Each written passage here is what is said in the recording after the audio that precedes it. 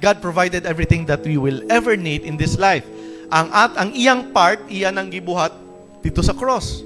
Providing everything that we need on the cross.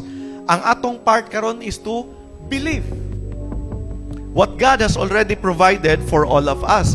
Now, for most people, they would say, that's crazy. That may sound crazy, right?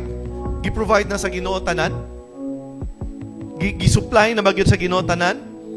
Naa na bagi healing? Naa na bagi provision?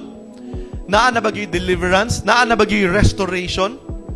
Kanya kay naaman ko'y doctor's report. Di ba?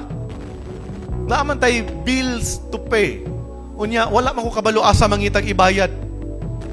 Nganong makaingon man ka nga God has already provided everything that we need? Right? That's a valid question. Dili man na siya question of doubt and unbelief towards God because kita tanan, we are a work in progress even in our believing. Kay naanad man ta to operate in the natural.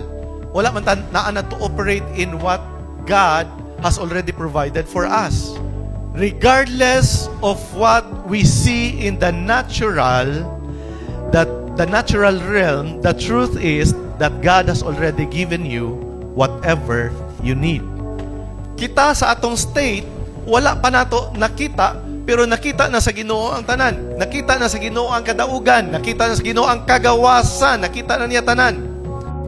That's why ang invitation sa Ginoo is to behold what you already have sa ato karon, to behold what we already have in Christ Jesus.